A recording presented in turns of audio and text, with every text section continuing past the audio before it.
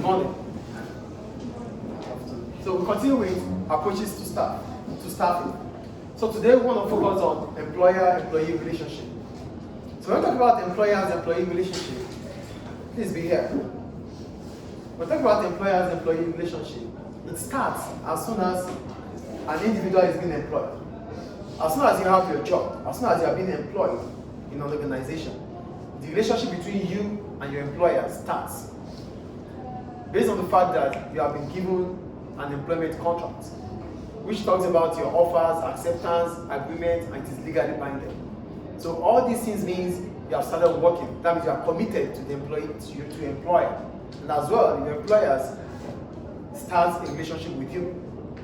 So the quality of that relationship is important because the quality of that relationship will reflect in your output and in your own efforts and also the output of the organization.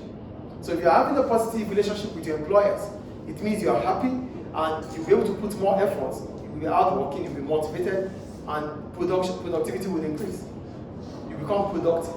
And that means your employers will be able to, enjoy the value you've got inside you. So that means it is important to have a positive relationship or quality relationship with your employers. And not only to your employers must as well have the same with you. So I'm going to read further to explain. Employer-employee relationships. As soon as an individual gets a job, the relationship between him or her begins with his or her employer. So it's about this and that individual who becomes an employee. The quality of this relationship is important as a positive one will bring about motivation to the employees and increase productivity, which the employers would enjoy. That's a benefit to the employers because the employees are doing well.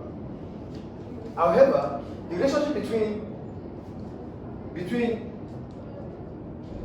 employers and employees might be difficult. This is mainly because with employers and employees, they have differences, they have conflict of interest. The employers have a different objective from the employee. So it means there's always going to be conflict of interest. So what are those reasons why the relationship between employers and employees might be a bit strenuous or there might be disagreement between them? One, rates of pay. Payment, we're talking about remuneration.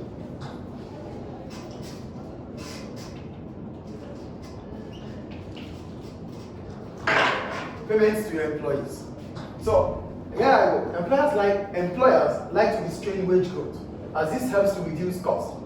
Employers would not always want their wages to increase year in, year out. Because as soon as the wage increases year in, year out, it represents expenses to them, and that would reduce their profit. So if employers can have their way, they would maintain the same wage rate year in, year out. Are you with me? Employers want to ensure that their wage does not increase. Because if it does increase, it means it's going to reduce their profitability. As a result, they would not want it to increase. On the other hand, employees, they want to maximize their welfare. They want more every now and then. As an employee, won't you want more? You will want more, yes or no? Yes. Wanting more means employers must pay more. So there's always going to be conflict between those parties. So employers want to restrain wage growth. Employees want an increase in their wages, which means there's going to be conflict of interest. So employees and employers will not agree if employees are not happy in terms of what they get. Employers will not be happy to pay more to employees. Do you understand the first reason why there could be conflict between both parties? Do we understand, please? Hello? Are you here? Do you understand the first point, please? Yes. The second one, the introduction of new technology. Technology makes things become better and faster. Yes or no? Because it makes things become better and faster, employers would like it because it brings about efficiency. Technology will reduce their cost of production. And for technology don't get tired like human. Yes or no? So every now and then, employers will be keen to invest in latest technology. But this might not go well with employees because they are anxious to learn new things. And also they might fear that the new technology could replace them. So they wouldn't want it to occur, they wouldn't want it to happen. Do you get the point I'm making here? Employees might be scared that they might lose their job because of the latest technology. Do you understand the second point about technology? So because of this, employers want latest technology. Employees do not want it because it might make them to lose their job. That's a conflict of interest. Do you get the second point? The third one, employers may adopt a flexible workforce style, like 0 hours contract. When we talk about 0 hours contract, it means employers do not promise employees certain hours. So we only call you when we need you. So it means we are not committed to giving you anything except when your need arises.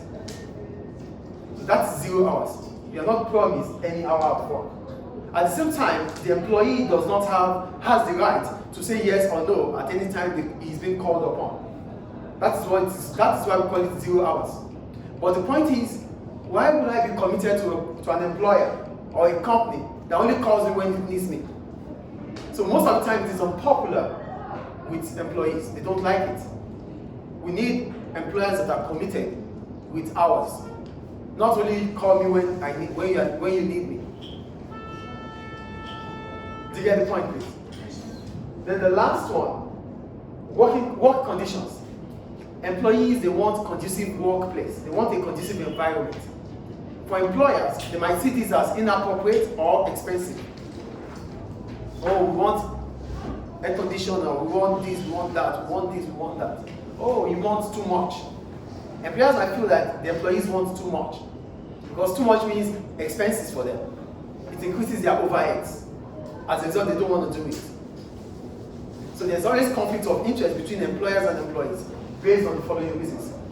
Do we understand the relation between employers and employees? So, these things will possibly happen in the life of employers and employees. So how do we solve this problem? Because it's a problem, but it needs to be solved. So to solve this problem, businesses might use 2 approaches, which is individual approach or collective bargaining. So that is the next thing we need to talk about. So these problems are there. It will always happen. To solve them, we need either this or this. Do we understand employers and employees relationship? Thank you.